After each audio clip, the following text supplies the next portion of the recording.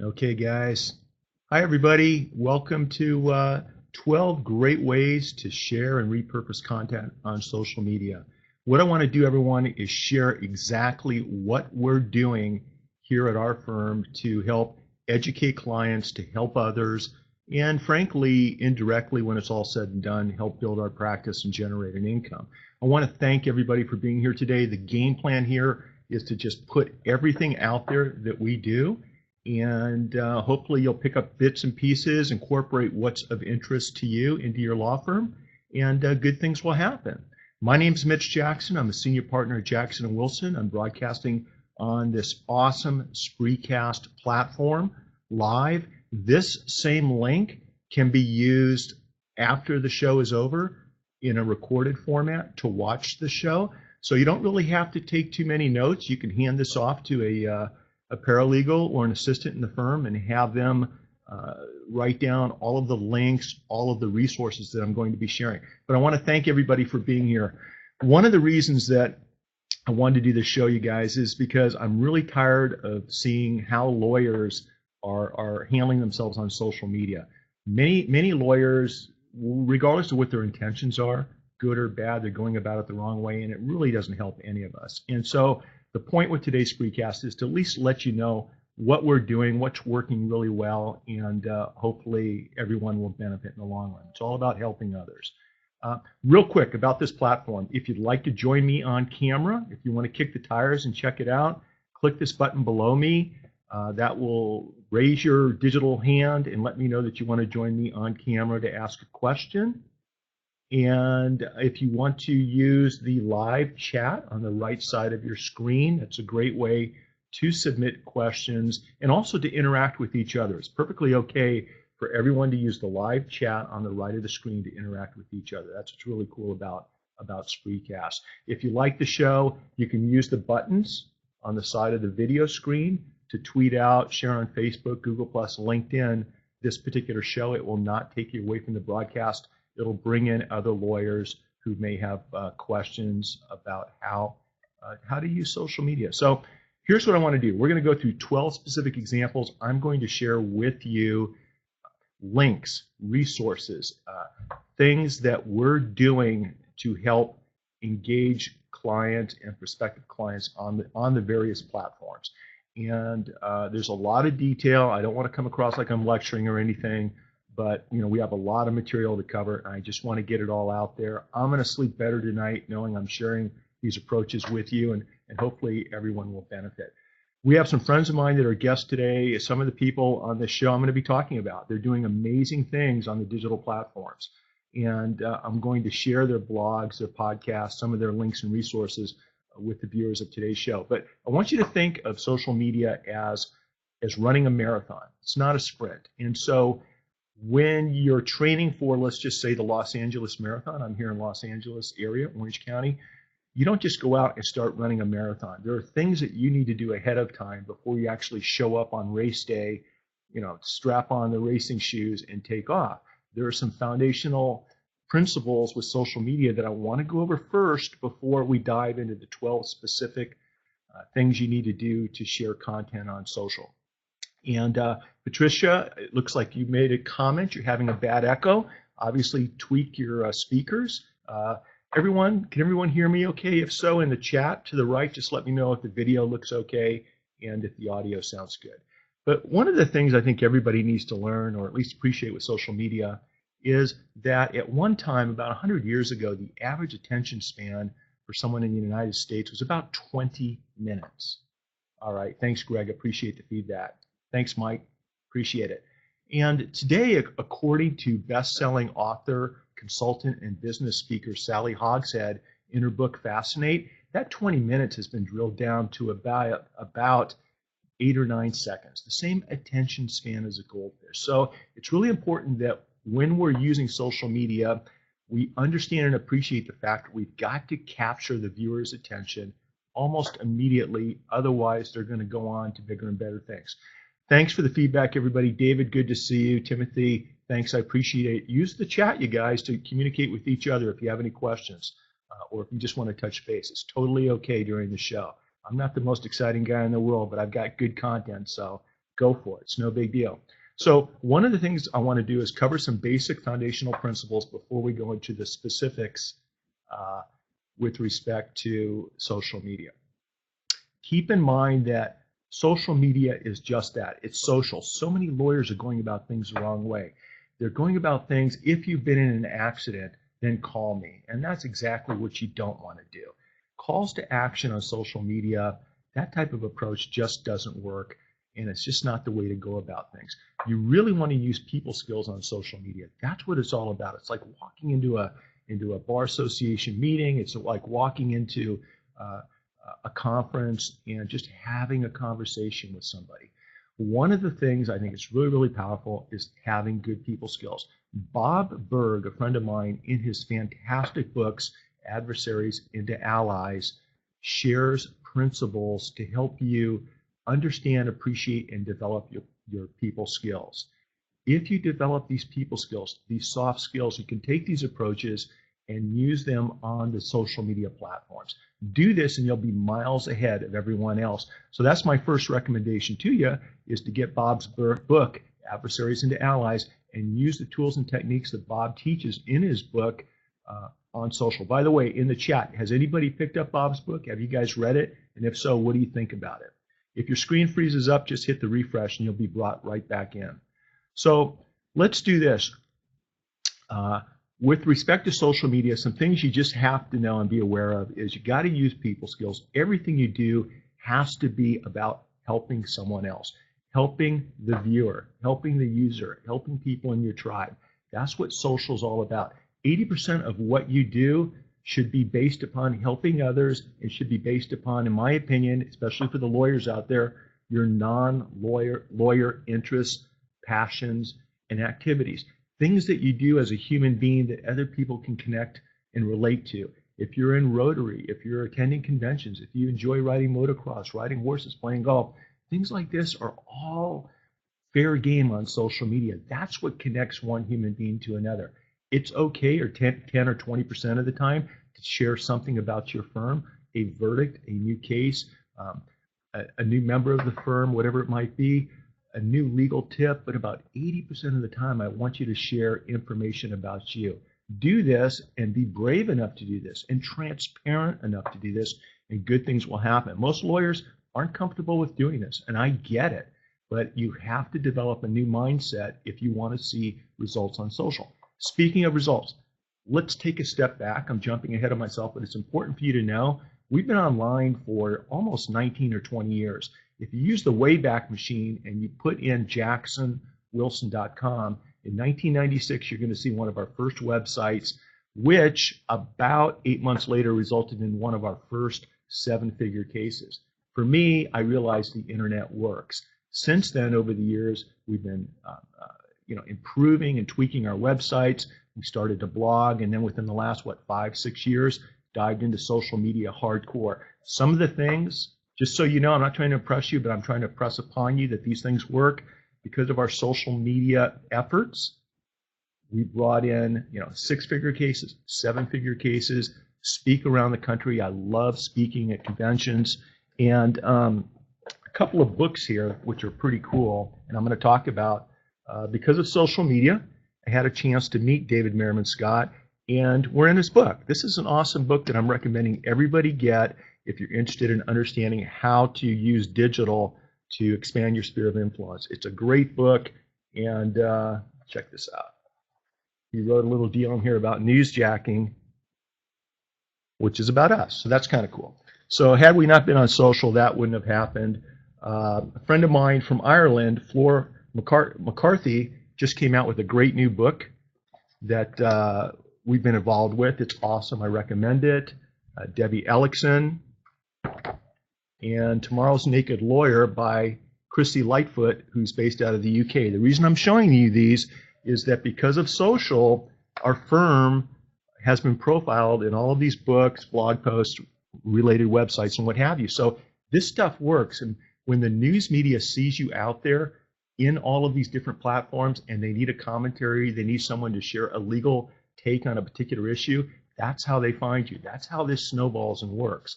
So let me just check the chat here, make sure everything's good. Okay, So I also want you to keep in mind that when using these platforms, each platform's different, okay? How you handle and do things on Twitter is completely different than Facebook or LinkedIn or Pinterest or Instagram. So it's important when you get to these platforms that you understand how these platforms are used by the users. Go by the platforms and just listen, just watch, see what other people are doing, and you guys are all smart guys and gals. Within a few days, maybe even within a few hours, you're going to figure out what's appropriate and what's not. I'm going to share specific resources on each platform to help get you up to speed and learn more about them. But just keep in mind that what you may post on Twitter is going to be substantially different than what you may post on Facebook. It's really important to tell stories on social, and you guys already know that. Storytelling is a new big deal right now when it comes to business and marketing. But trial lawyers, we've been doing this for hundreds of years, right? So it's nothing new to us. But telling a good story in a very short period of time takes work, it takes effort, and it takes practice. So learning how to tell a good story on social is also important when we get into these 12 steps that we're going to be talking about. A friend of mine, Craig Valentine's a 1999 world champion of public speaking. Craig, you can Google him. He's got courses that have changed the way I try cases. He has courses that have changed the way I present my opening statement and my closing argument to a jury.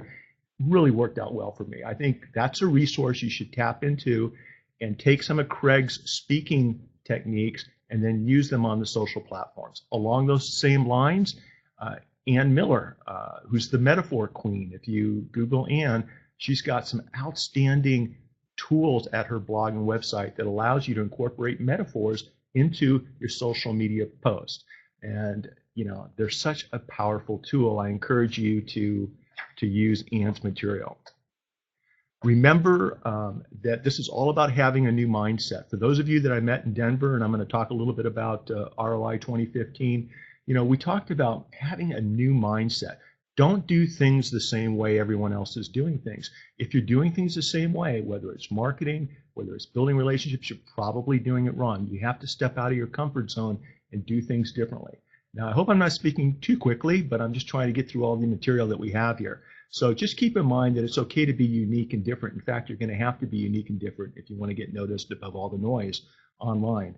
Dale Carnegie wrote back in 1937, How to Win Friends and Influence People. Get that book. Use those tools when you're on social media or you have somebody in your office on social media. He'll talk to you about using people's names. He'll talk to you about relating to people along the lines of what's interesting to them. Excuse me, sorry about that. And so get Mr. Carnegie's book because it's more applicable today than it's ever been. Why are people bothering me? Okay. So anyway, how are we doing so far, everybody? Everybody with me so far on some of the basic foundational principles on going about social? Because you got to get this stuff if you want to use these 12 steps effectively. Now, here's the thing. You only have 9 seconds to capture someone's interest, and once you do, you have to keep, thank you, Brandon, I appreciate it. You have to keep their attention. That's the key. It's very difficult to keep the attention of someone at your blog or website today. David Ward, a friend of mine who's watching the show right now, David, I'm going to talk about your website and your blog later in the show, but he does a great job on a daily basis in his emails sharing tips to help lawyers market their practices, and then he complements that email with his blog posts, and it's the Attorney Marketing Center, David Ward. You can Google him, but he does a great job, and that's what we can all do with respect to our efforts on social media. But here's the deal. You've captured their attention. You've got to keep their attention, and that's the hard part. I'm talking about clients, prospective clients, people, referral sources, experts, even opposing counsel and claims adjusters coming to your website to find out who you are. You want to capture their attention and share your message with them. All right, so here's what you need to do. Dorie Clark, in her new book, Stand Out, How to Find Your Breakthrough Ideas and Build a Following Around It, does a good job of really explaining how to keep someone's attention. She points out that 1.4 million books were published in 2013. There's a lot of noise out there. There's a lot of competition. 100 hours of video are uploaded to YouTube every single minute.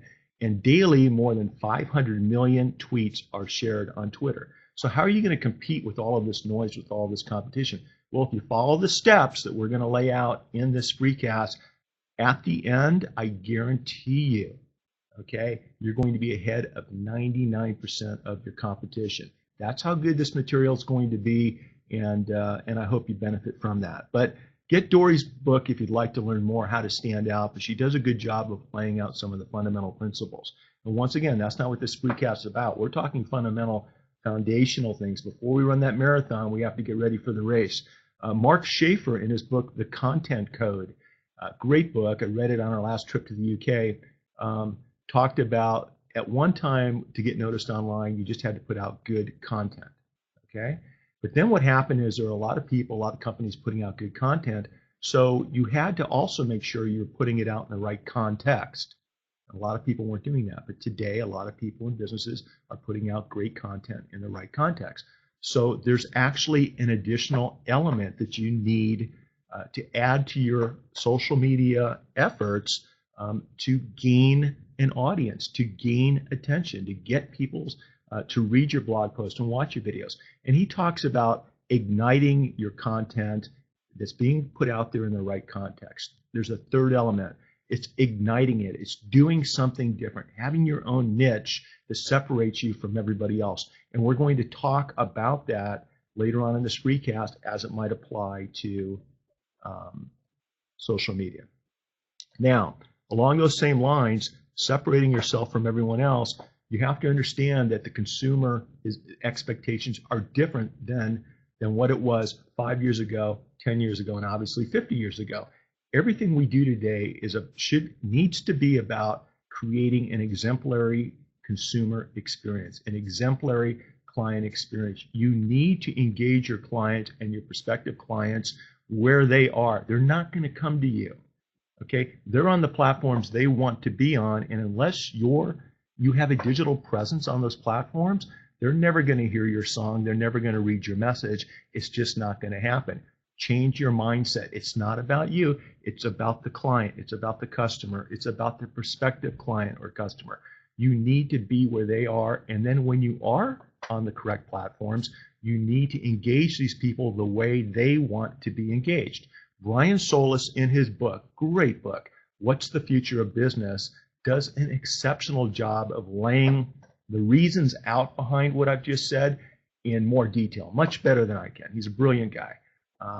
And get the book and just start wrapping your mind around the idea that everything you do has to accommodate the client. It's about them. It's not about you. It's about the reader. It's not about you. You may like Facebook, and it's a great platform, but if everyone else is on Twitter and Google+, you're going to be posting to crickets. And I don't want to see that happen. So just keep that in mind. And remember that Generation D, the digital generation, they're looking at us differently. They're looking at doing business differently. You need to be a chameleon, and you need to adopt and use the techniques that they want you to use. And frankly, it's a lot of fun. I mean, do this, and you're going to enjoy practicing law a lot more. One other aspect before we get into the 12 techniques, and that is understand the power and importance of mobile technology. Everything is mobile today, guys. Whether you like it or not, it's all right here. You have to keep this in mind when sharing on the social platforms. Just see if we had a question here. Okay. You need to understand that everything you put out there needs to be readable, digestible, viewable on the mobile platforms. And I say this because a majority of Americans today, let me just look at some stats real quick. There are more mobile networks available today. Mobile networks are available today to 90% of the population, and that's increasing. With Facebook and Google right now, with their drone and satellite programs, 100% of the globe is going to have satellite within the next 5 years. That's a done deal. There are more mobile phones on the planet than there are people, and that should tell you something. I don't know how many of you knew that, but I found it fascinating. I also think it's fascinating that more people have access to mobile phones than they do toothbrushes. More people have access to mobile phones than they do working toilets. You guys, this When I talk about social media, everything we do on social has to be digestible on phones. On Thursday, I'm going to be speaking with Nicole Black, who's a technology evangelist for MyCase, also someone that's written books about social media. And she and I have engaged online. And we're going to talk about the new Apple Watch. We're going to talk about mobile technology. We're going to talk about Google Glass and the next phase on that. And that's coming up on Thursday if you want to join us. But just start connecting with other lawyers that are really savvy and into the whole mobile aspect of technology, because it's going to help accelerate everything that we're going to be talking about in a few minutes. If you'd like to catch my show with Nicole, it is at human.social.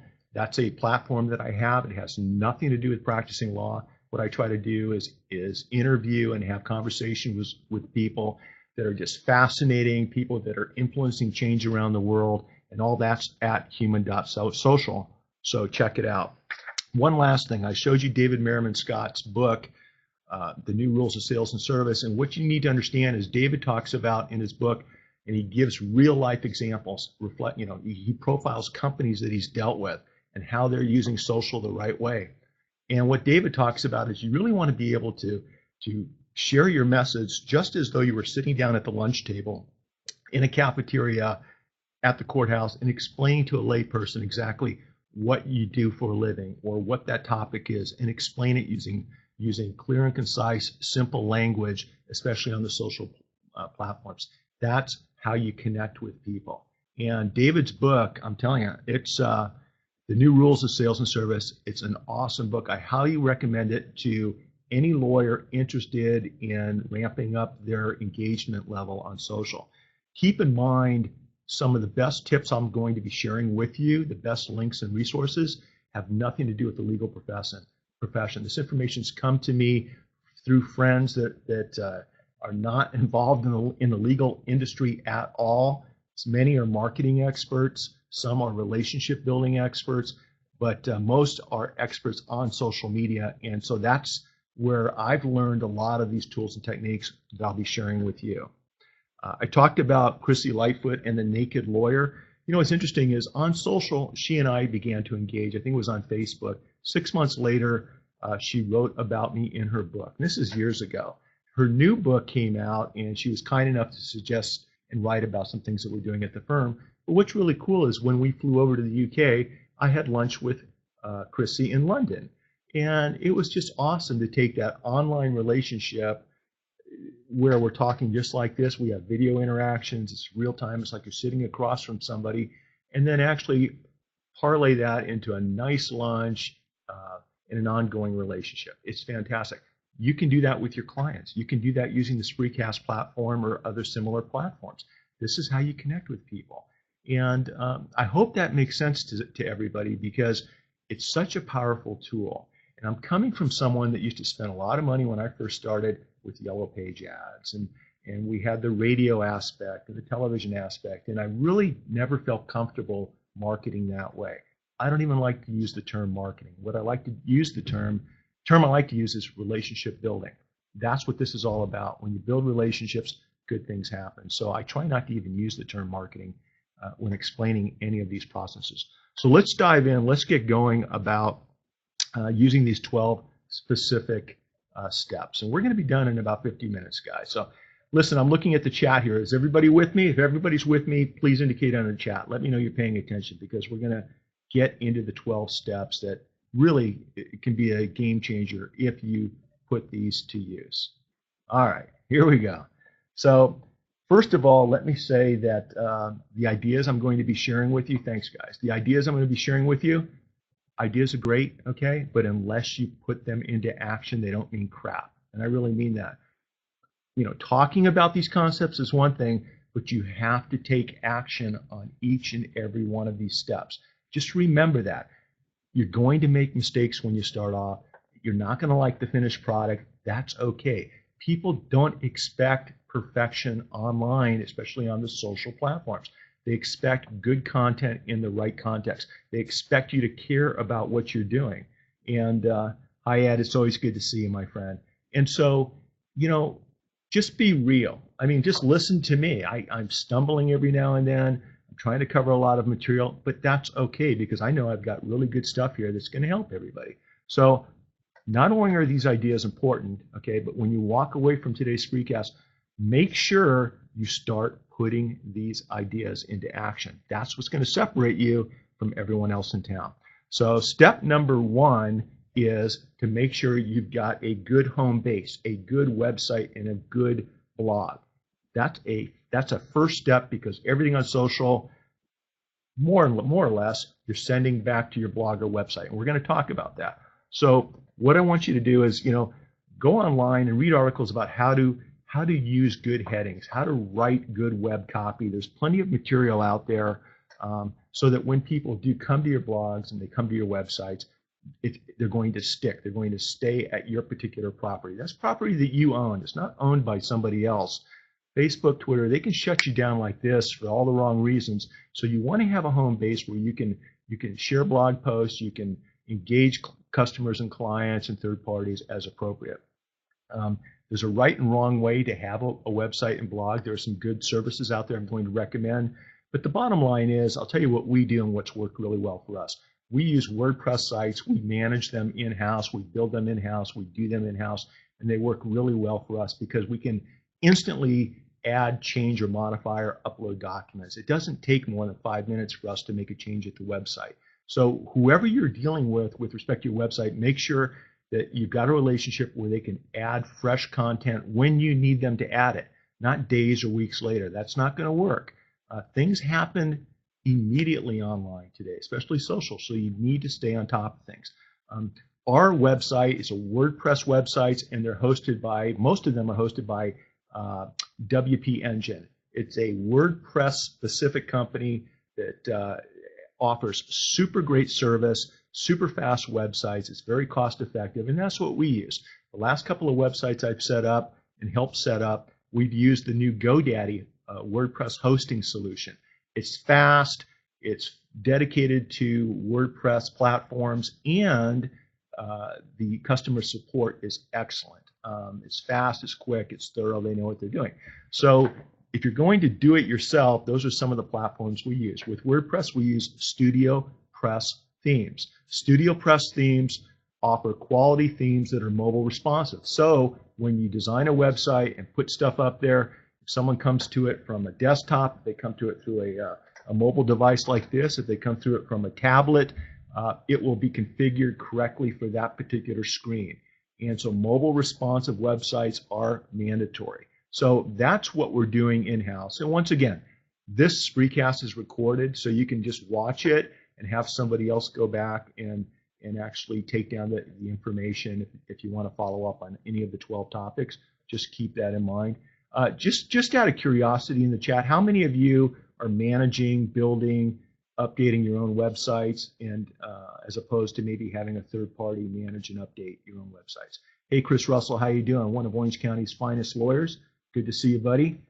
Okay, so if you're not, all right, so we have a lot of people doing a lot of their own websites, and once you learn how to handle WordPress, it's really not that hard to do. I love it. Look at the comments there. I agree. If you don't have the time to do your own website or have someone in-house do your own website, there are a couple of third-party solutions that we recommend that I've seen and heard great feedback about. The MyCase platform, it's a case management in the cloud CRM for lawyers. They offer websites for lawyers. Foster Web Marketing offers websites for lawyers, turnkey types of websites. I think some of the guys listening to the show have those particular websites. They do a good job. I know the Injury Board, we're at the ROI 2015 in Denver, and I'm going to talk a little bit about that. They have a product that allows lawyers to share a website and blog focused on the consumer lawyer type of platform and type of product and information. It's actually pretty cool. So just Google Injury Board, maybe blogs, and that'll take you to their product. It's pretty cool. Some of the blogs that I really like that I recommend you check out if you want to model what's working for other people. David Ward has a great attorney marketing blog. Like I said, he complements it with his email newsletter. Check out the Attorney Marketing Center. He does a good job of, let me just look.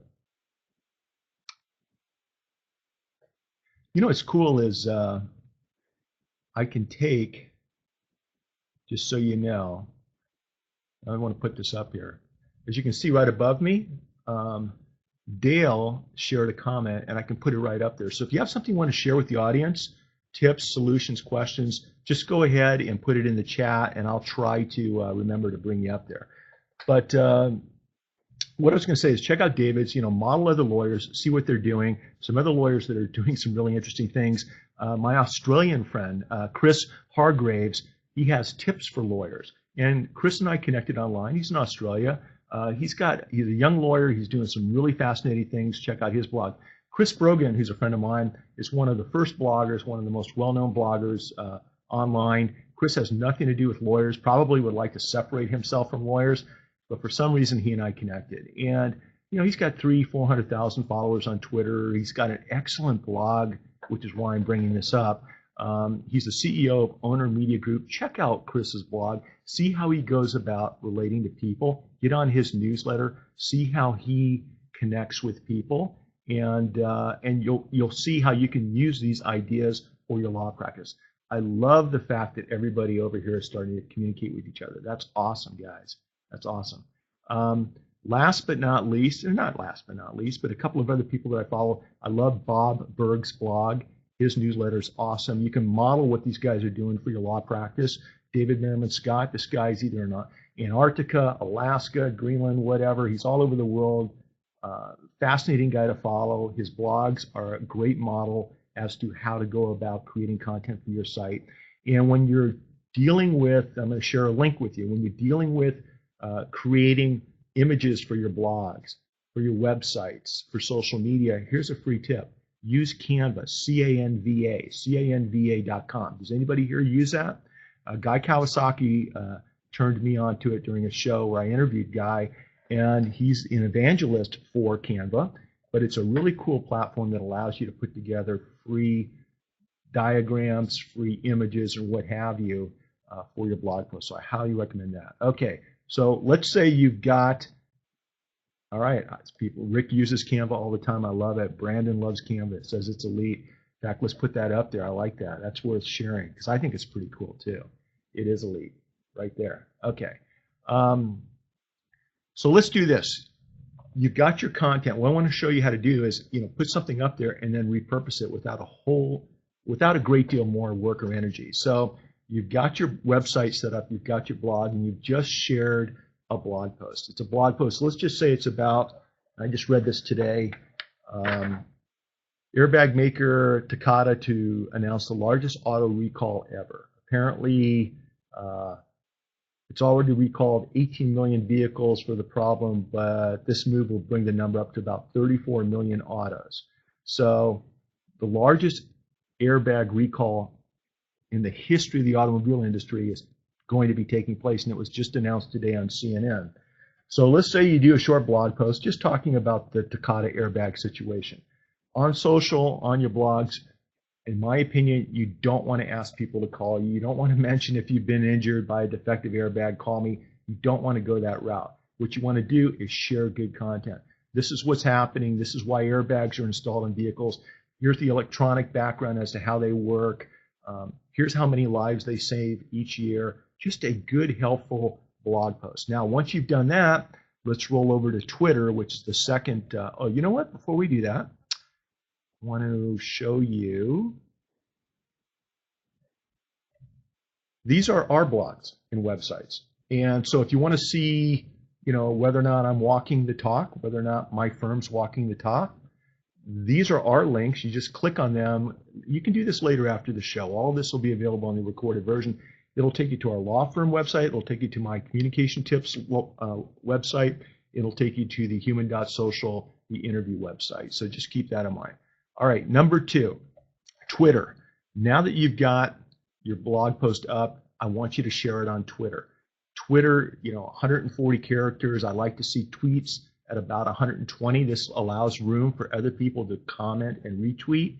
Twitter's changed their platform that actually allows people to comment without taking up the 140 character space, but just keep in mind, keep your tweets short and distinct. Twitter's a very important platform. I've met more people and made more connections on Twitter than really almost any other platform. Highly recommended. If you're not on Twitter, get on Twitter and start using it.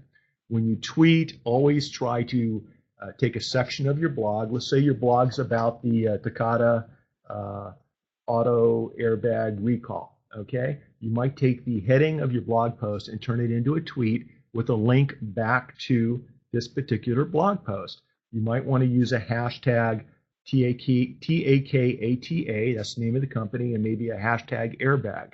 If you have a photo of an airbag, or if you have a photo that you can use, copyright, intellectual property issues taken into consideration, try to accompany your tweets with a picture. Once again, on Canva, C-A-N-V-A, it will help you create images the right size for each of the social platforms. What fits on Twitter is different than Facebook, than LinkedIn, than Google+. Canva has templates already set up to help you do just that. So I want you to take in mind that you're going to share that blog post on Twitter. You're going to use hashtags. If you created your blog post and you want to do a quick screenshot of that blog post to do your image, and we do this all the time, we use Jing here at the office with our Windows-based products. It's offered by TechSmith. It's a free product, J-I-N-G. It allows you to do a quick screenshot. On Mac, I believe the command is, to do a screenshot is Command-Shift-4, and then release all the keys, and that will allow you to take a screenshot and create an image that can accompany your tweets. Look at my notes real quick.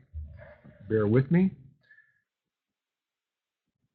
Now, in your blog post that you just wrote, let's say it's 500 words long, what I want you to do is take maybe 5 to 10 sections of that post and create mini tweets in a Word document or a Google document.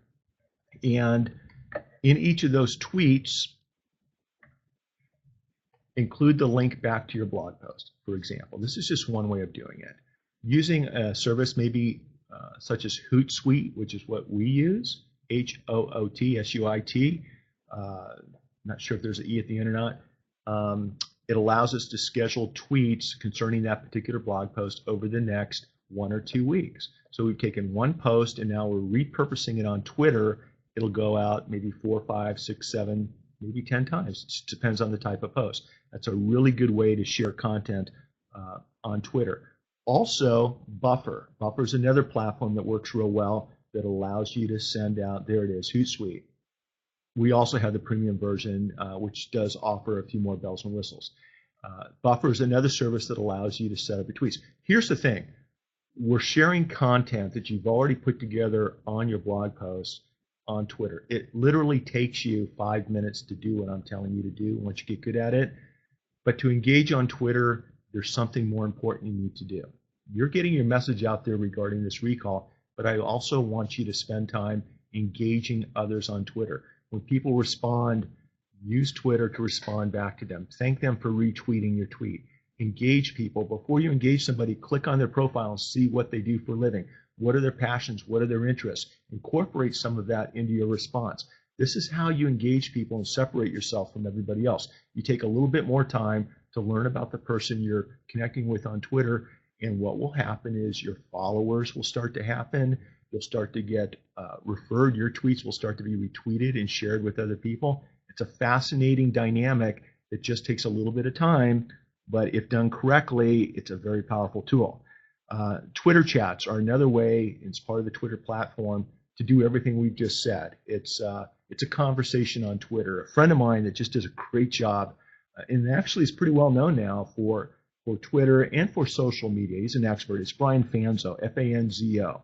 Follow Brian. It's iSocialFans, I-S-O-C-I-A-L-F-A-N-Z on Twitter to find out more about how to use tweet chats and Twitter chats. And by the way, I interviewed Brian at human.social not too long ago. If you go to human.social and type in Brian's name in the search box, I'm sure that interview will pop up. In the show notes are links back to Brian. So definitely connect with him. Scott Levy wrote a great book that I recommend. It's called Tweet Naked. And I want you to go ahead and, it's a great book to learn more about about how to effectively use Twitter. Dory Clark, I'm just seeing if I have them. I actually just broke away from Screencast for a second. Dory Clark also just shared on Twitter, and it's Dory Clark, it's at Dory Clark, a post that she wrote in Forbes. And it's excellent. If you go to Twitter, type in the search box, Dory, D-O-R-I-E, Clark, C-L-A-R-K. Look for one of her more recent tweets, and you're going to see a link to her Forbes article about developing a presence on Twitter. It was one of her more popular articles, and I highly recommend it. So that's what you should probably do to help share your blog posts. If you want to see how we're using Twitter, this is my Twitter link up here. You'll kind of see what we're doing. Today, for example, I tweeted out about the show, tweeted out about the recall, some Rotary stuff, our club supporting the earthquake relief in Nepal, and just other things, just things that are of interest to me, in addition to what has been already put into the buffer, into the Hootsuite program. So it's just an ongoing machine that you can feed and connections are made. So that's it about Twitter. So we've talked about blogs and websites, that's number one. Number two is Twitter. Now, the content that we put on our blog, I want to share it on LinkedIn also, okay? Using the same type of approach, you're going to share the headline, you're going to share a little bit more of a teaser because LinkedIn allows for more information. Yeah, Rick points out a good Twitter resource. Mark Schaefer's what was that? The Tao of Twitter, and I remember looking at that. It is good, and I highly recommend it. So yeah, there's lots of resources out there. Rick, I'm just trying to run with the ones that I had at the start of the show. So the deal is, once you've got your blog post, you've shared it on Twitter, you've set it up to share over the next week or two, and it's good constructive content that's going to attract somebody's attention immediately. Now let's share it on LinkedIn. Using the same process, share it on LinkedIn, use a catchy heading, link back to your blog post, and you're sharing content that adds value to the lives of other people. You're sharing good value that helps other people. It's not about you, it's not about me, it's about the client, it's about sharing good content. That's where lawyers have a huge problem, and that's what you need to do. Now, here's a little tip. When I do schedule and tweet through the Hootsuite platform, I think Buffer's the same way, it automatically posts a LinkedIn for me. So when I place a tweet through Hootsuite, it goes to Twitter, it also posts to LinkedIn also. Now, when you use Hootsuite or a third-party application this way, don't forget about the platform you're posting to. Go back to LinkedIn and engage people. I see David, Jacob, Chris, Eric. Eric Morton's a great lawyer down in Oceanside, Southern California. He and I went to school together, grew up together in Tucson. Hi, Eric. Thanks for being on the show. When you got to engage these people on that particular platform. And once again, spend time on LinkedIn and see what other people are doing and comment with them and get involved with the groups and things like that. Very, very important. Okay, so we just did number one, website, blog, number two, Twitter, number three, LinkedIn, number four, Facebook. Don't forget about Facebook. Facebook marketing experts will tell you, social media marketing experts who run the numbers, they will tell you that it is the platform to be on. We have in fact, let me show you our LinkedIn before I go too far. If you want to see how we're using LinkedIn, everybody, it's right there. Connect with me on LinkedIn, okay? It's nothing special. It's just a matter of being consistent. But that's how we're doing it. So you can model what we're doing. Absolutely. But talking about Facebook, we have two different Facebook sites set up. We've got the personal site where I share primarily personal things, Rotary, family sports, family trips, activities that I'm involved with, things like that, and it gets a lot of play. I mean, I highly recommend you guys use Facebook for that reason. And then we also have a law firm Facebook page. In fact, let me put those up, and you can see how we're using them. And you're going to see things you like. You're going to see things that you're going to think are just crazy. You have to do what you're comfortable with doing, okay? So sometimes we'll cross posts on both of our Facebook platforms, but once again, we take that blog post. After sharing it on Twitter and LinkedIn, we then use the same techniques on Facebook, and I want you to do the same. One thing that Facebook will do is it will bring in an image from your blog post. When you're sharing your blog post, you're including images with every post. That's really, really important. And when you do that, a lot of times on the social platforms, when you post your blog link with your little header, maybe 1 or 2 sentences about what your blog's about, that particular post, it'll automatically or auto-magically bring in the photo.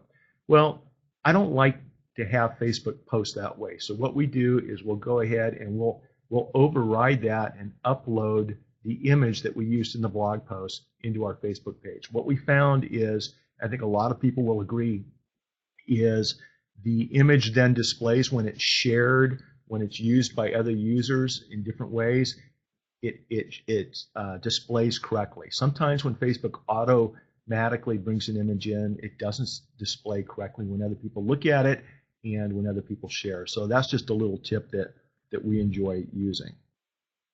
All right, now you've got your blog post shared on Twitter, LinkedIn, and Facebook. And we're going over the broad brushstrokes here. There are many details with each of these platforms. You don't need to know the details. What I'm telling you is all you really need to do to have a presence greater than anybody else in town, maybe even anybody in the country. I mean, lawyers who are told these things, they still don't do it, and they don't think they have enough time. And my response is, how do you not have time to engage clients and help people on social media? This is how we build a practice. This is how you build an industry. This is how you build goodwill in our profession. It's by helping others. So this is the way we're doing it. Let's go to Google+.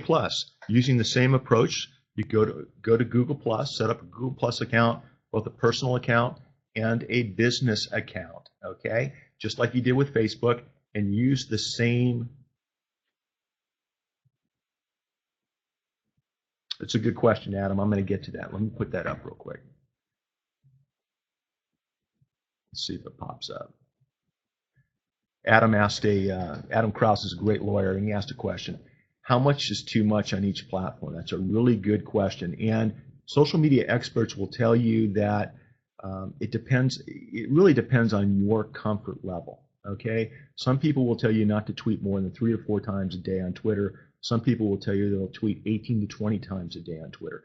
I think what's more important is instead of worrying about the frequency, worry about the quality of what you're posting. If you're posting good content that's presented to your reader in the right context with your own little flair, your own little flavor, people aren't going to complain about seeing your message too often. Me personally, I probably post to Twitter 8 to 10 times a day, try to post once or twice to Facebook, once to Instagram, once or twice to Google+ on the respective platforms, once or twice to LinkedIn, but that's just me.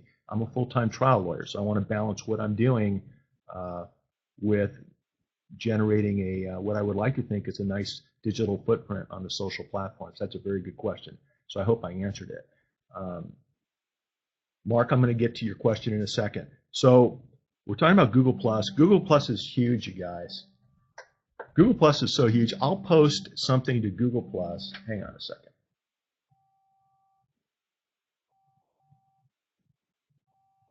Come on, reject.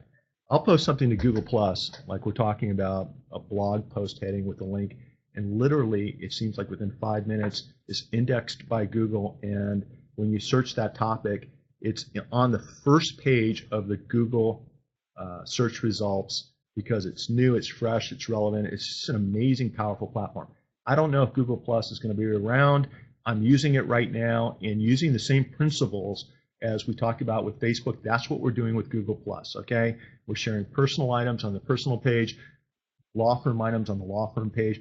Every once in a while, we'll cross-reference things, and that seems to be working very well for us. Let me just show you what we're doing on Google+. Well, maybe not. I guess I don't have Google+ link.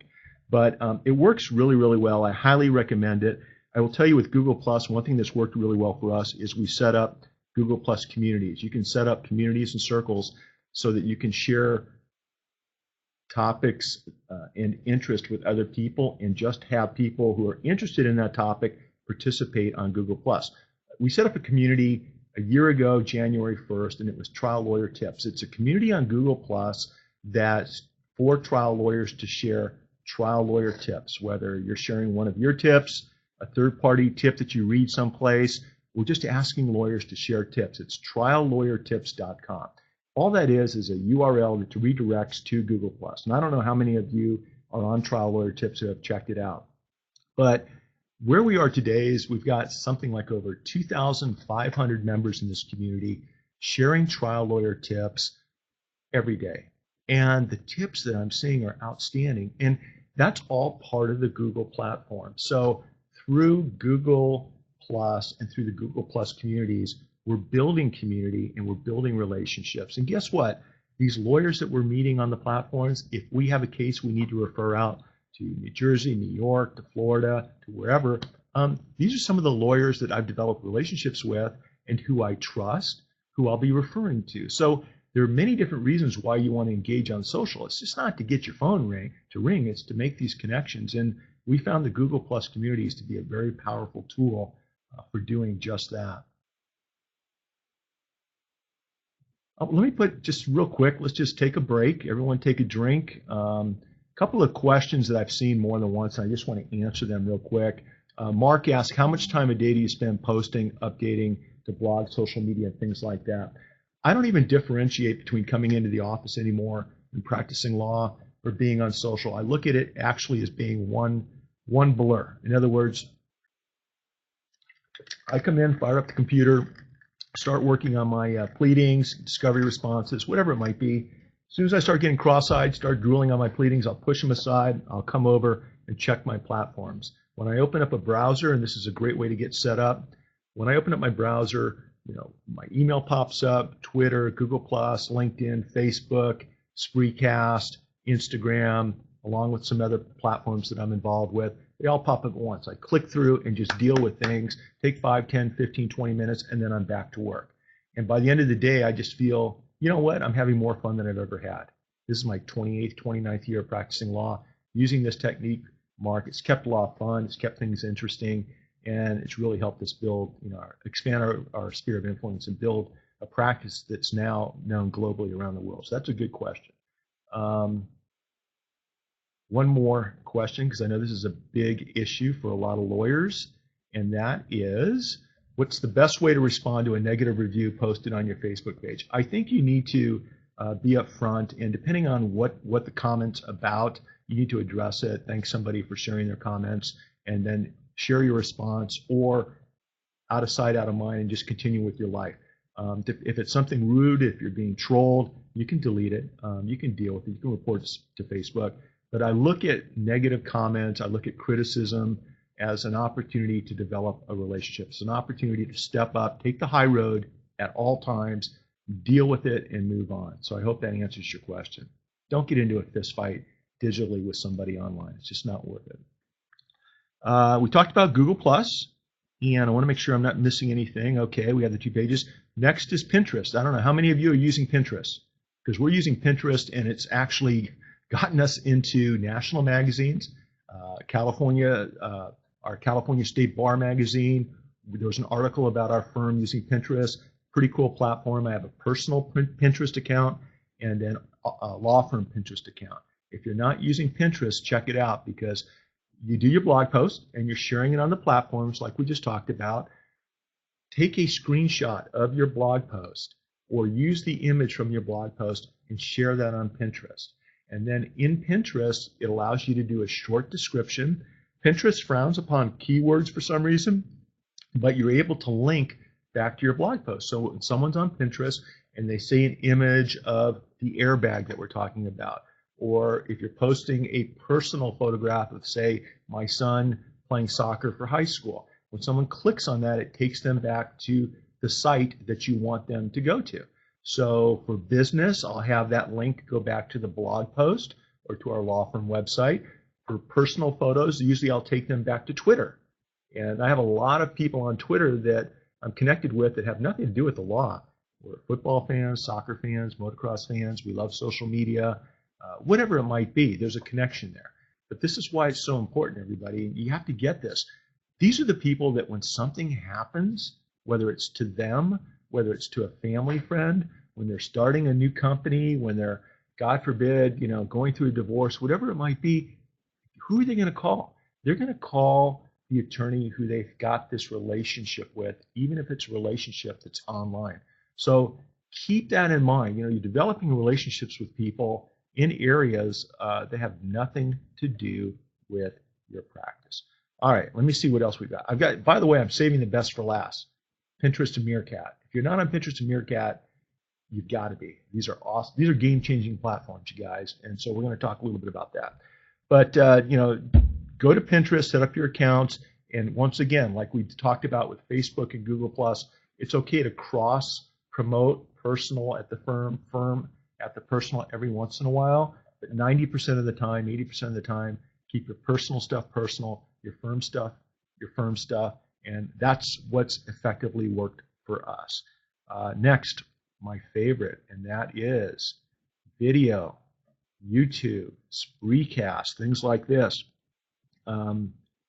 This is huge. Okay, I was at a cross-country meet years ago, and a gentleman, another dad, one of the runners my daughter ran, gave me a book, Crush It by Gary Vaynerchuk. And Crush It came out, I think, around 2009, and what Gary was talking about was using, following your passion and using video online.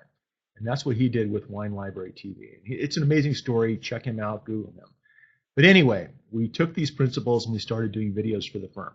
I don't like the way I look in videos. I don't like the way I sound in videos, but by far they've been a game changer with developing relationships, making new contacts, bringing in huge cases into the firm.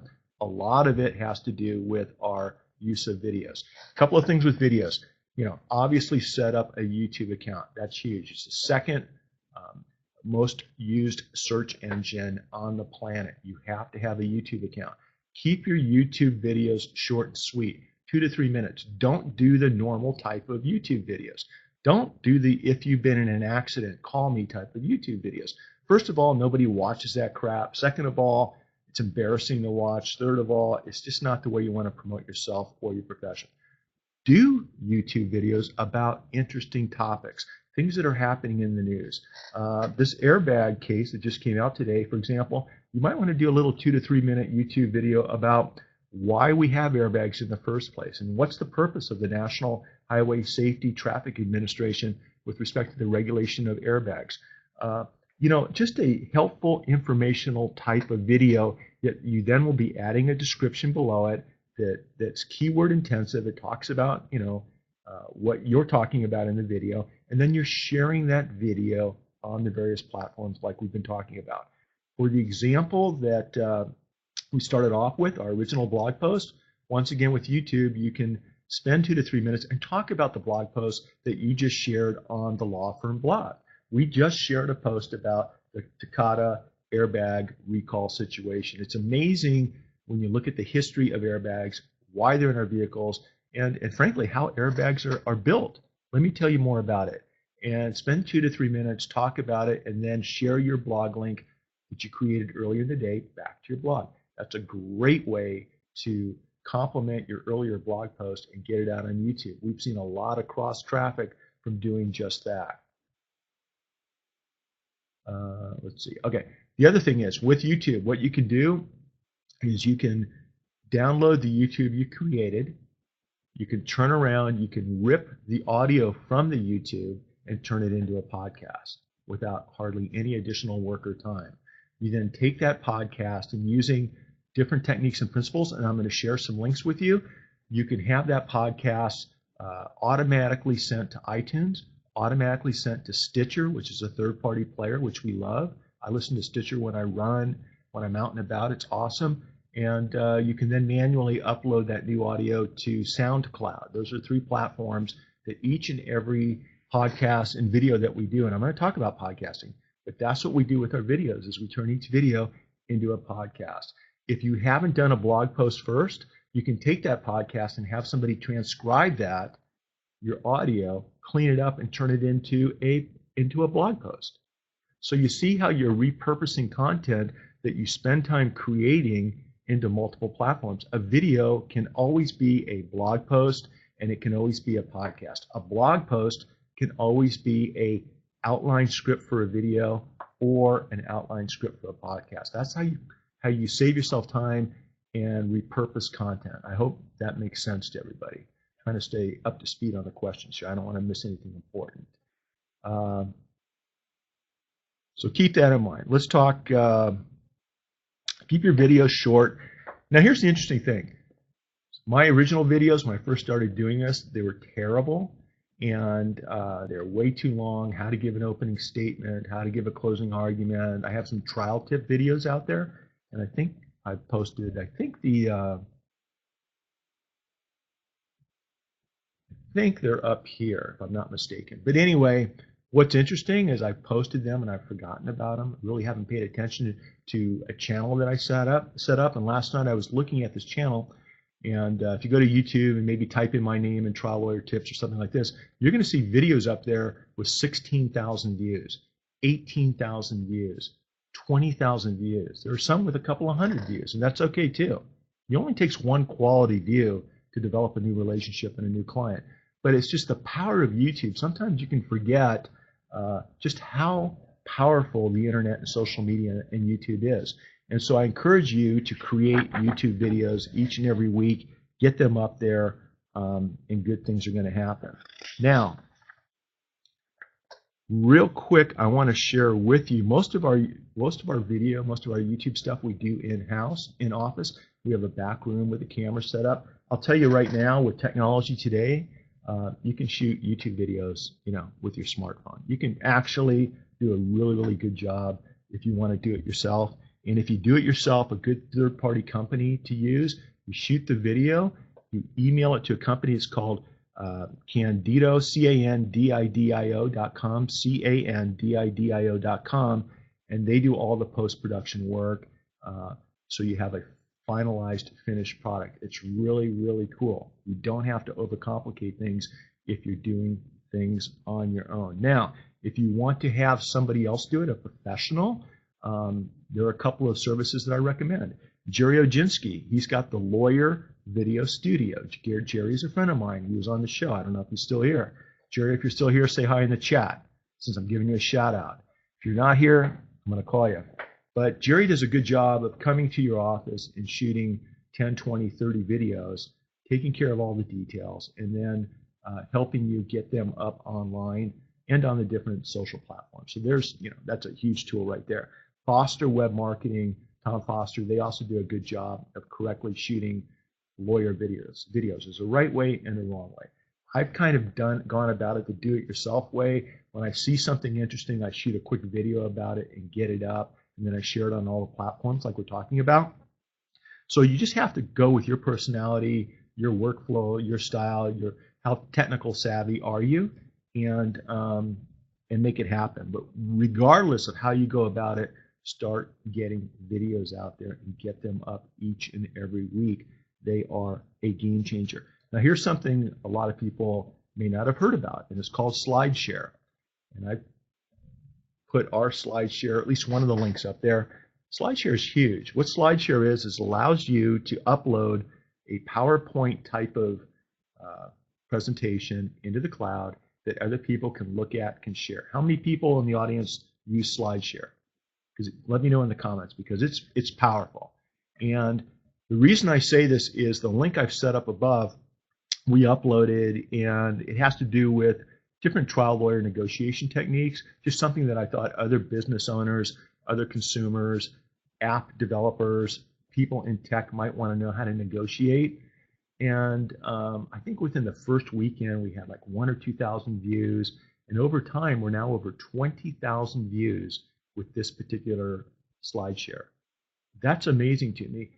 When you upload the SlideShare, you're going to include a link back to your website, maybe a link to your Twitter feed, whatever it might be, however you want them to contact you. So just keep in mind that SlideShare is a really powerful tool. So we did our original blog post. We've shared it on the social platforms like we've talked about. And then what you can do is you can break it down to a 5 to 10 slide PowerPoint type of presentation, send it up to SlideShare, upload it, and link back to your original blog post. That way people on SlideShare will get the teaser, although interesting, SlideShare images. They'll click and they'll eventually come back, and you can start the relationship dance with that prospective new client.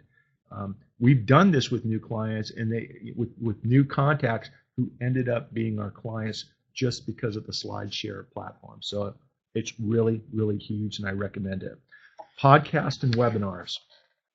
We briefly touched upon podcasts when I was talking about YouTube, but podcasts are huge. It's just an easy way to take that blog post and now turn it around and create an informational podcast. You're not reading the blog post into the microphone, but what you're doing is you're using it as an outline to share your message. It's really, really powerful to use. Hang on just a second. I want to make sure I'm not missing any chats. Okay, so with respect to podcasts, real big deal right now. Everybody's listening to podcasts, and the reason they're listening to it is you can listen to it anywhere. Using Stitcher, iTunes, SoundCloud, you can listen to a podcast on your smartphones, in the car, on your way to court, on a run. I mean, that's when I listen. Every time I go for a run, I listen to a podcast. And it's just a great way to get your song, to get your message, to get your special art out there into the community. So start doing the podcast as we've discussed. Along the same lines, webinars like this. I guess Spreecast, you could say this is a webinar. I'm not charging anything. I don't want anything from anybody. I just want to get this message out there and say that I've done it and it's done and everybody's happy. But webinars are a great way to build connections. They're a great way to connect with other people and to share your message. One of the things I like about this particular platform is the same link you use to get here is the link that you can share after the show is done so that people, your clients, your customers, opposing counsel, whoever it might be, they can watch the Spreecast in its recorded version. So it's one link, live, use the same link, recorded. It's an awesome tool. The other thing that's cool about Spreecast is it allows you to bring people on. If somebody would like to raise their digital hand and join me on Spreecast, if your camera's working, click the camera below. I'll bring you on and we'll show everybody how that works. Don't be shy. But webinars are huge too. So let's talk about, when doing a podcast, a resource that I came across, and I think I first heard about Cliff through Chris Brogan's website, but Cliff Ravencraft is known as the Podcast Answer Man. That's RAVENSCRAFT. If you go to Cliff's website, he's got tutorials, he's got courses, the whole thing, but it's a great way, A to Z, on how to create your own podcast. And it really does come down to, and these are the basics, somehow you get the audio, whether you do it an original audio through your computer, whether you rip audio from a YouTube video, whatever it might be, you have your audio. Then what you need to do is you need to take that audio and you need to tag it. You need to use a program that brings in a photo and keywords and descriptions and everything else in the file. And now once you have this file, you upload it to a service. We use Libsyn, L-I-B-S-Y-S-N. That's L-I-B-S-Y-S-N. That's the service that hosts. Rick, which one? Or Kelly, which name? Cliff Raven. Okay, there you go. Cliff. You take this file, and when we upload it to Libsyn, it automatically gets distributed to Stitcher and to iTunes. We don't have to do that. Now, Libsyn does have a monthly fee. It's not that much, and it's a service that allows for quality podcast streaming. When someone clicks on your podcast, you want people to be able to listen to it like that in a digitally clear environment, and that's what Libsyn allows you to do.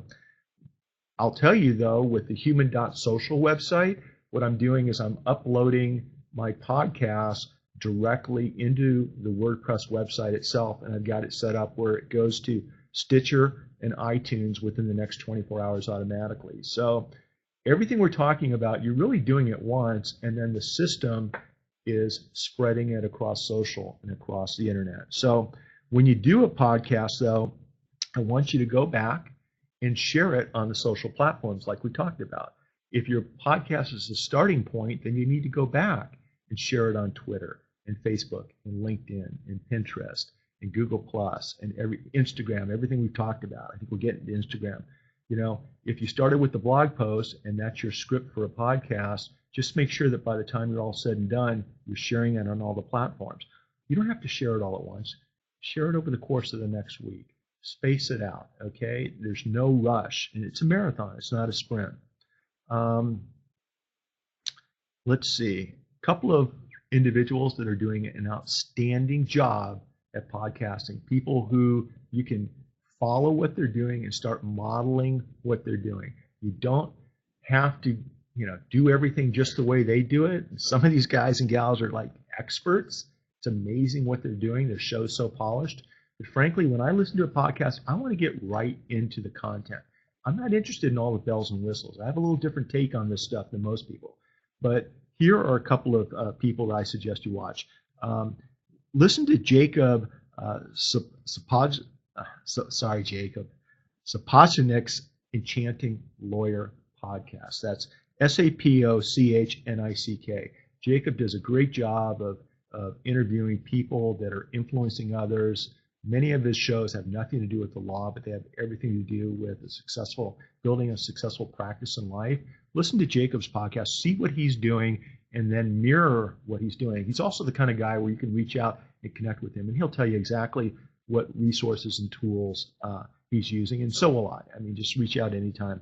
There's a young lawyer up in LA, Nicole Abound, Abbound. She's got the Gen Y Lawyer podcast. It talks about branding, leadership, and entrepreneurship for lawyers. Nicole's doing a great job with her podcast. And so I encourage you to see how Nicole is running her podcast, how she's promoting it on her blog, on her website, on social, and then how she's doing the actual shows. There's a combination as to how all these things work together.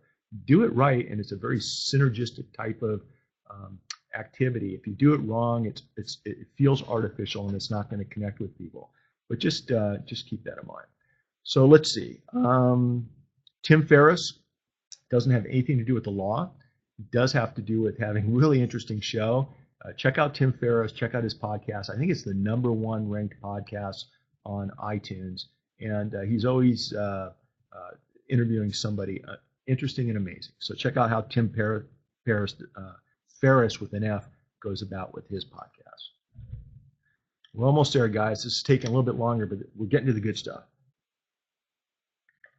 Some of the programs I use to rip the audio out of my videos to use for a podcast, I use Camtasia, Camtasia. I most often use Adobe Premiere Elements. That's pretty easy to use when we have that in the back office. A free platform that you can use is Audacity, Audacity. That's a free platform that allows you to create podcasts. It allows you to enhance the sound, add intros, add a standard closing. You can get as fancy as you want. That works real well. And then on the Mac, we use GarageBand. So that's all you really need. Check out Cliff Ravenscraft's website on podcasting, and what I've just described is pretty much what we do, and it's been pretty awesome.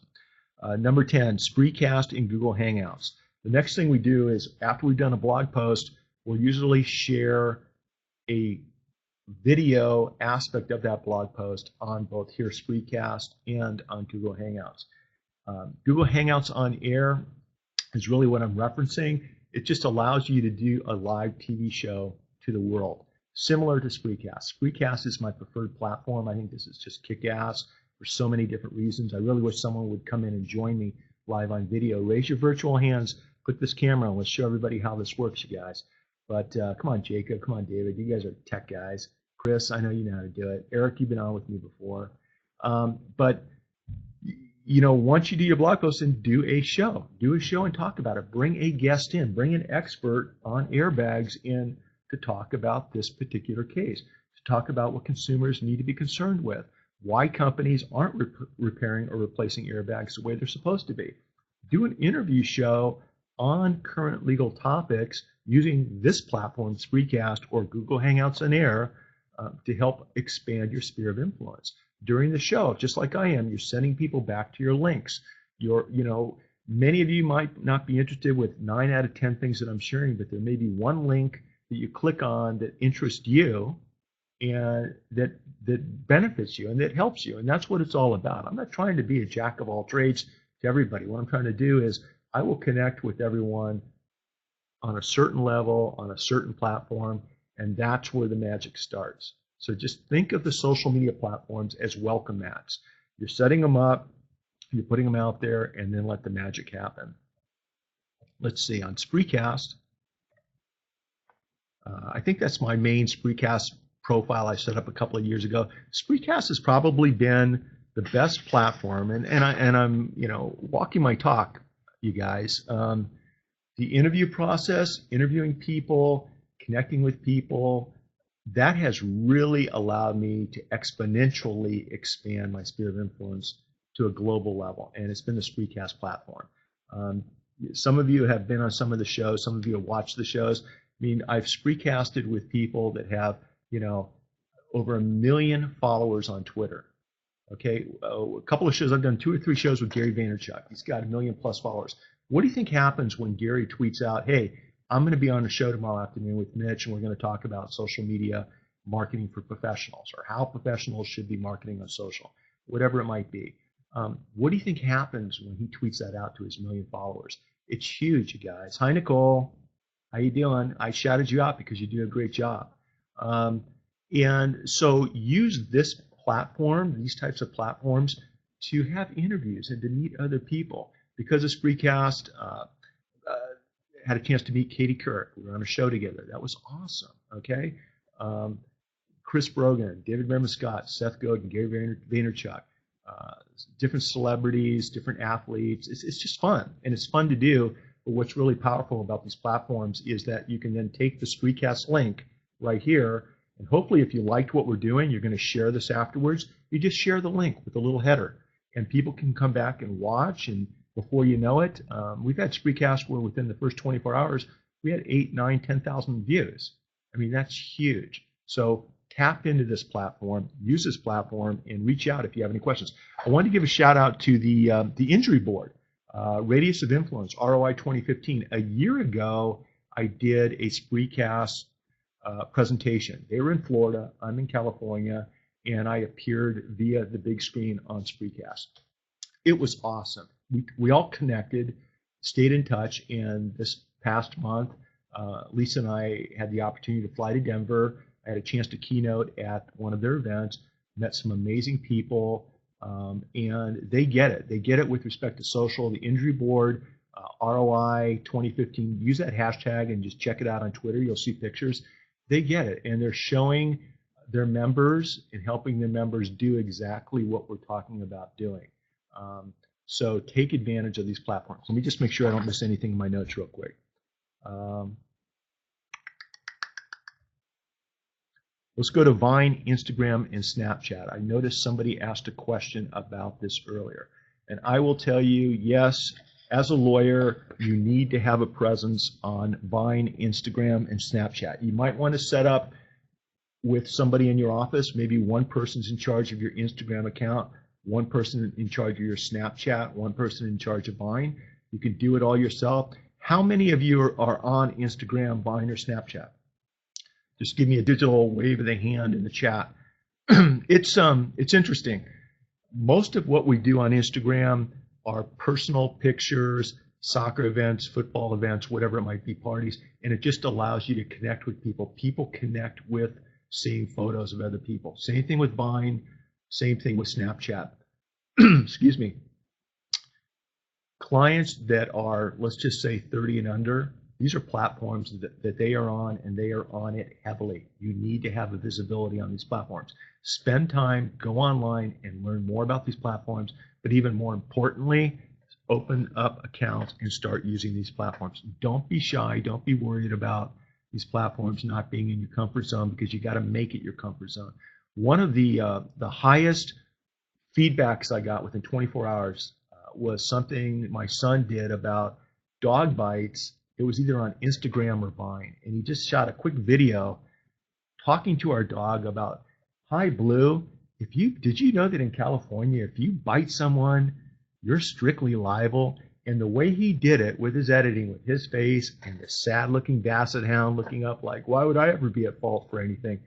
It just went viral, and I say that viral in my life. It didn't go huge, but it created a scenario where people were emailing, tweeting, connecting with me just on that one simple Instagram.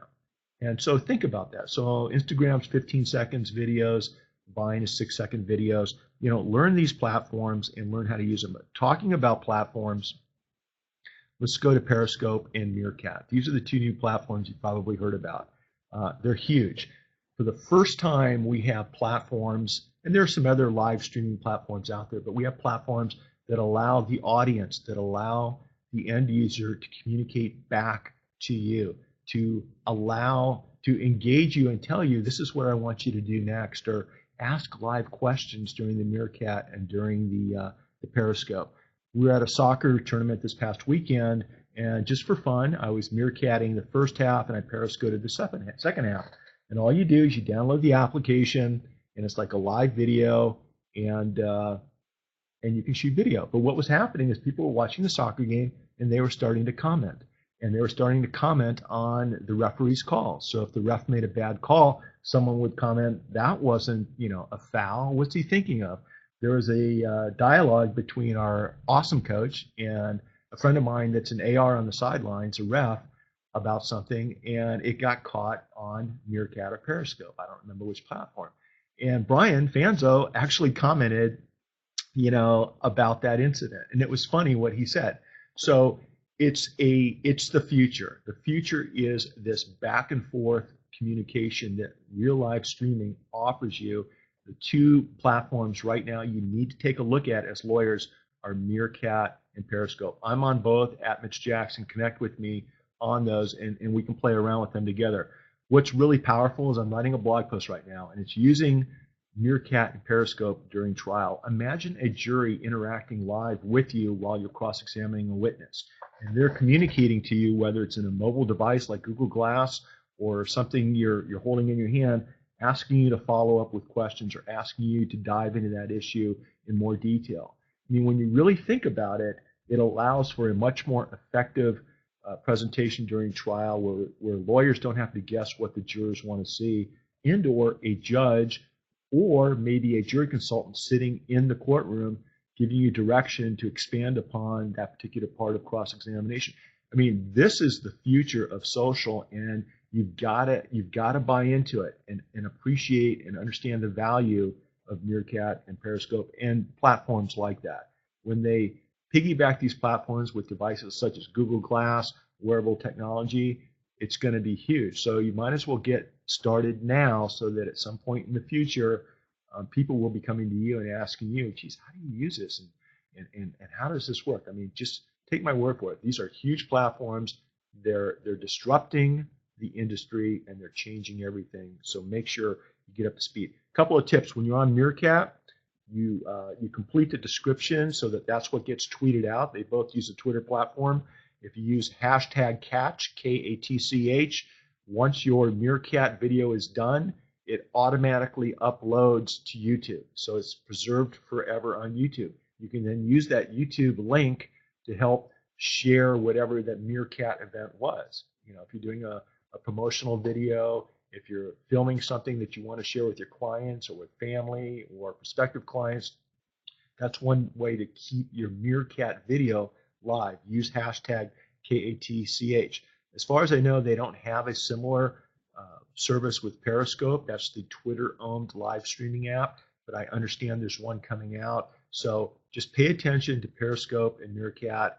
Learn as much as you can about these platforms and start using them. And include me on your following list. I would love to follow what you're doing and interact, and together we'll dominate the Meerkat and Periscope platforms, at least as lawyers. There's also some links out there that allow you to see, like a TV channel, what's being Periscoped live, what's being Meerkatted live, and if you just Google, live Meerkat, live Periscope shows, you'll find both those. The links are too long for me to share. A couple of other things I'd just like to wrap up is, and let me see. A couple things. These are powerful platforms that I think you might like. I don't know if you're using Slack, S-L-A-C-K, but it was brought to my attention by the gentleman that created WordPress. Slack is a free and or paid program, a platform, and it allows you to set up groups. It allows you to communicate with your clients, with experts, with anyone that you set up in the group, whether you're communicating by sharing private messages, public messages, pictures, sharing documents. It's a great platform that allows you to keep things organized and share at the level you want to share with other people. And we use Slack, and it's pretty cool. Nimble's a new program, nimble.com, that allows you to instantly see what people are doing on social. If you Nimble me, if you become part of this platform, it's like a contact management platform. And if you include me in your Nimble contacts list, it pulls in Facebook, LinkedIn, Twitter, all my feeds into one easy to read page so that you can see what I'm talking about, what my interests are, how I'm engaging with other people. That way, when you contact me, you're going to know more about me. Nimble's huge. And we use Nimble to check out opposing counsel. I use Nimble to check out claims adjusters, the judges, whoever it might be. I use Nimble all the time. It's a powerful tool. Check it out. Use Quora, Quora. It's a question and answer platform on the internet. When clients ask you a question, rather than answering that question, especially if it's not a client, but maybe it's just a random incoming question, let the person know you'd be happy to answer the question on Quora. Ask that question on your Quora platform and you'll answer it in detail. The advantage is, instead of answering that question just one-on-one, they'll ask the question, and when you Quora your answer, it goes out to the world. Obviously, you're including a contact link. Don't overdo it, but your contact link is at the Quora profile and in your Quora answer, and that's another way to expand what you're doing out there. All of your social media platforms, if somebody comes up to me and they say, hey, Mitch, how can we find you on Facebook, on LinkedIn, what have you? I just tell them, go to my website or go to about.me. It's about me, about.me/Mitch Jackson. If you go to about.me/Mitch Jackson, that's where my social media platforms are. You can go and click and connect with me on Twitter, Facebook, LinkedIn, and everything else that we've talked about.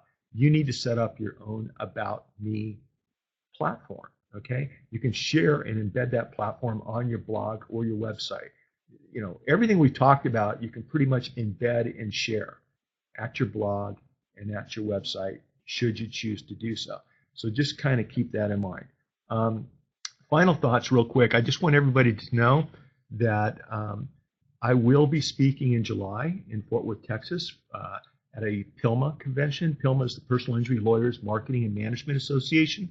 Great group of people that are doing good things when it comes to marketing and building relationships. But the reason I'm bringing it up is everything I'm talking about today, I'll be sharing at the PILMA convention with a twist towards a concept called newsjacking. And so everything I've talked about, think about this for a second. Take a step back. Newsjacking is a concept that takes advantage of current news events. For example, the airbag event that just came out today, the recall, and creating a video or a podcast or social media blog post, whatever it might be, on this particular topic, but doing so in a certain way. And I'll be sharing with the PILMA audience how they can take this information and do what we've just talked about today, but it's going to be slanted towards the newsjacking topic. So if that's something that interests you, check out the PILMA website and get involved. They're doing good stuff. Final thoughts, and we're almost done. Thanks for hanging in here, you guys. A lot of material, but it's out there, and we can all share it with whoever we want.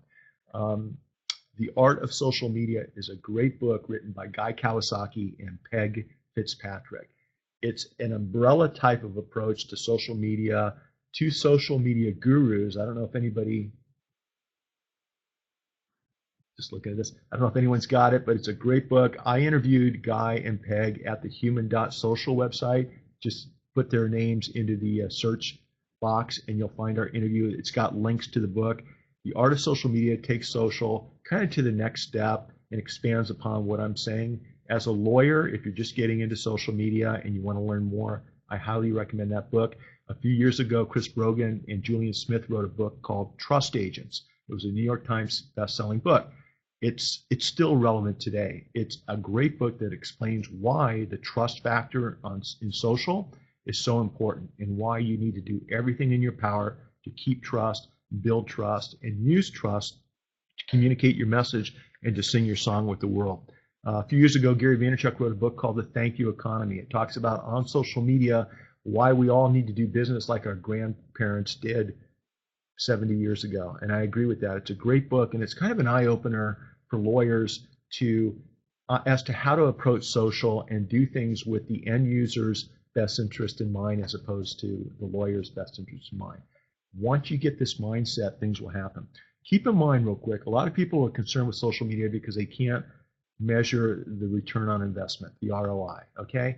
And things have changed. The exponential digital expansion into social, into technology, what's happening today, it's changed everything. It doesn't matter that you can't easily quantify the ROI. The response, that we've given people in the past is, what's the ROI of your secretary? What's the ROI of your wife? What's the ROI of your dog? As Gary Vaynerchuk points out, what's the ROI of your mother? Just because you can't measure something easily doesn't mean it doesn't have a huge amount of value in your life. So keep that in mind, everybody.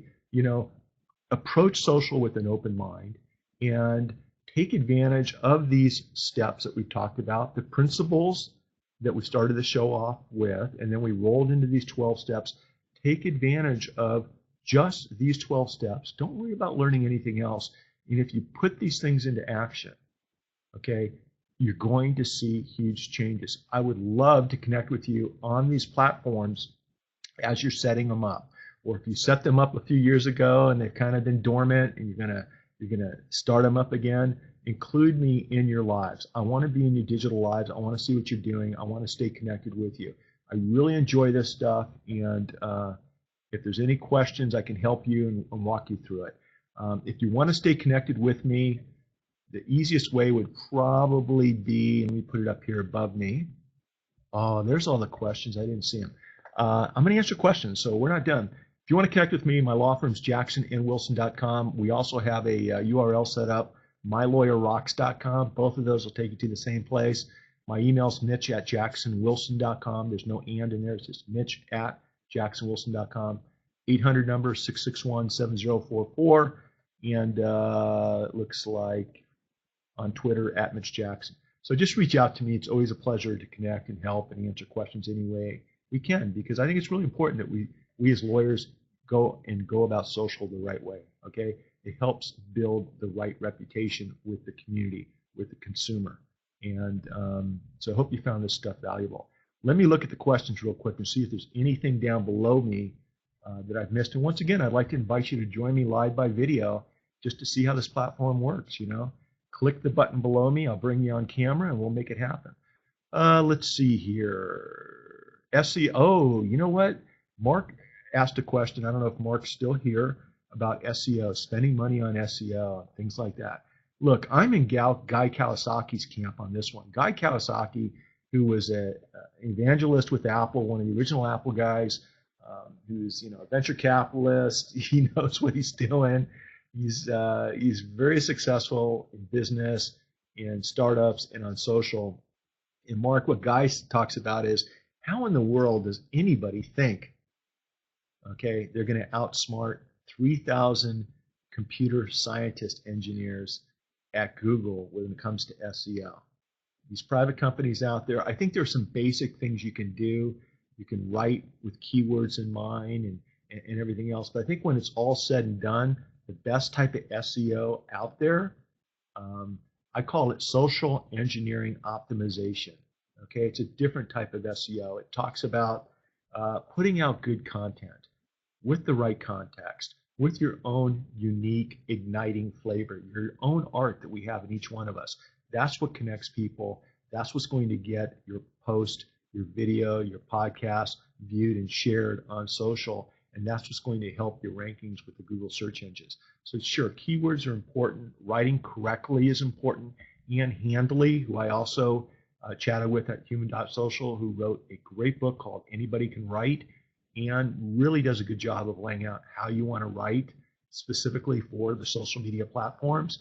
And I think if you go about things that way, instead of focusing on traditional SEO, which I pay zero attention to, it doesn't even interest me, you'll be a happy camper. So that's my thoughts on SEO. Let's see. Looking at a couple more questions.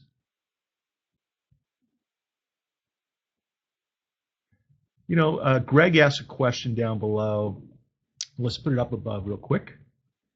He says, hey, Greg, how you doing? Our firm specializes in Social Security, disability, and veterans disability. Looking for feel-good stories about veterans, rescue dogs, or vets efforts. I love it, that kind of stuff. Are there other things that we should be doing on Facebook that would be relevant to our business? Here's what I would be doing. I would be checking all the veteran support groups in your area. I know down here in Dana Point, California, we have 3 that our Rotary Club's actively involved with. They've got different social media platforms. They've got different events each week where they're going out helping the community.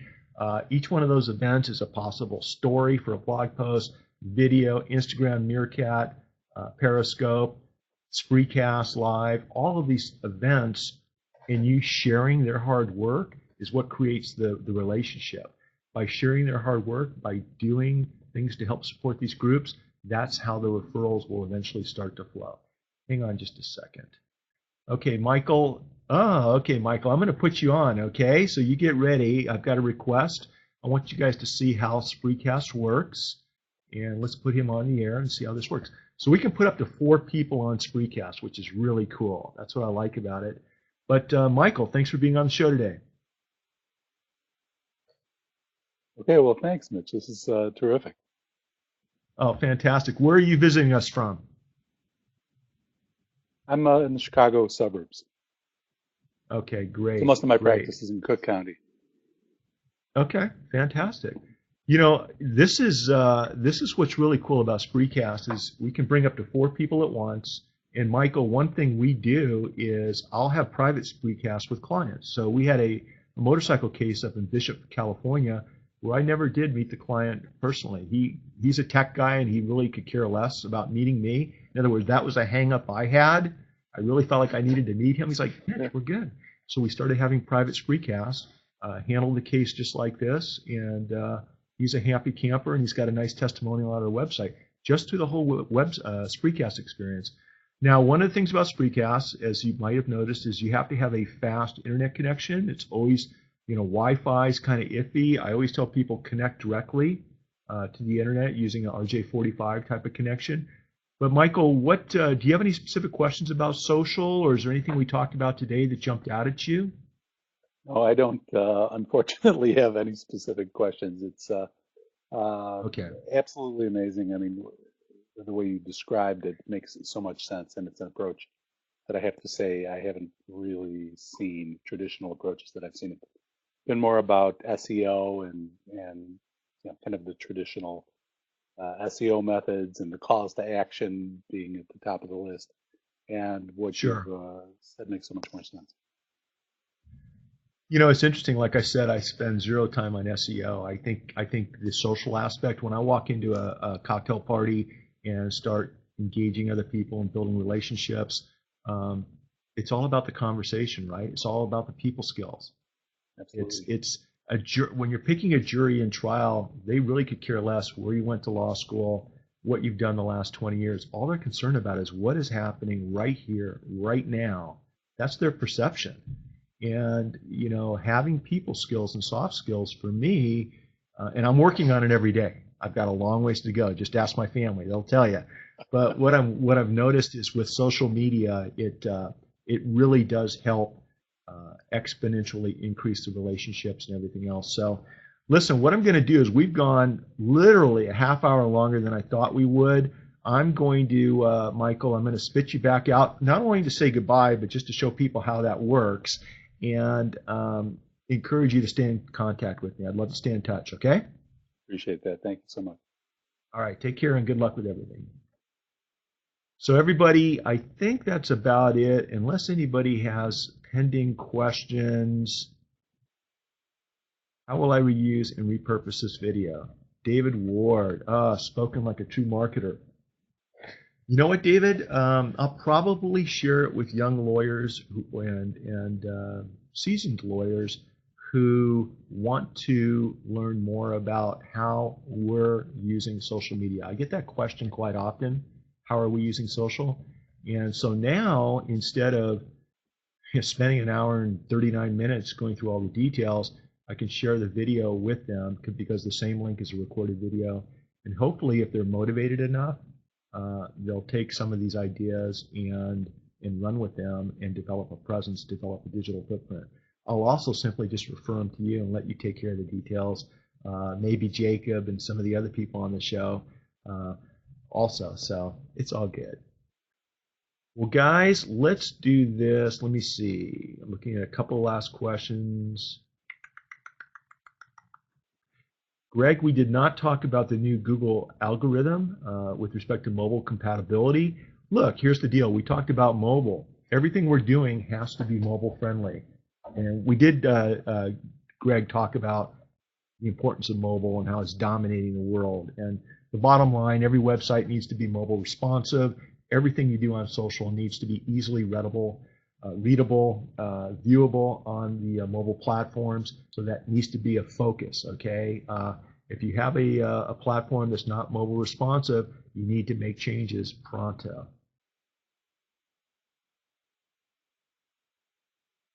Jeremiah says, Mitch, you came up on page 2 of the Google search for Orange County, California personal injury attorney. So the proof is in the pudding. Well, Jeremiah, I should be on page 1, so I'm disappointed to hear that. But once again, here's something, you guys, let's wrap up with this. Don't get wrapped up where you are in the Google search engines, because I will tell you, we monitor every single call that comes into our office, every single case that we agree to take.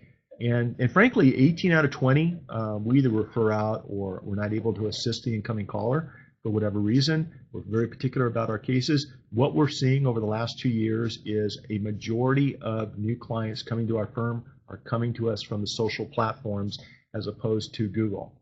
And I say that without any hesitation. We've had 7-figure cases come to us through Google's organic Google searches, and yes, it works, and I get it.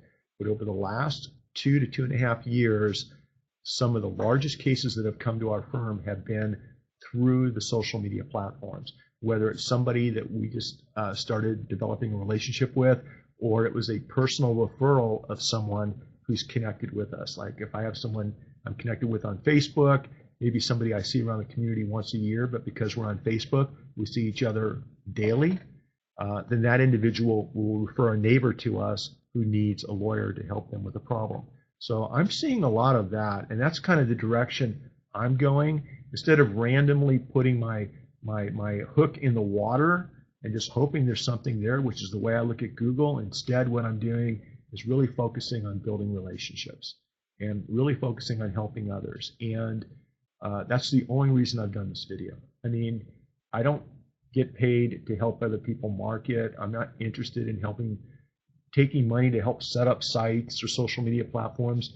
I do like building relationships, and I always want to be there for anybody that has questions with respect to anything that we've talked about. So, Tom, thanks for being here. You know, you're a good example of taking, you know, the British Petroleum oil spill case and turning it into a unique market niche down in Florida. Great job. You're a role model for all of us. Appreciate it.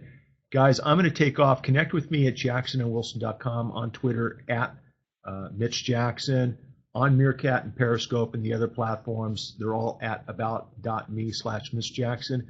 And until the next Spreecast, and by the way, share this if you guys like it. Until the next Spreecast, take care, be happy, enjoy what you're doing, enjoy helping others, and always make today a masterpiece. Bye, you guys. Appreciate your time. Take care.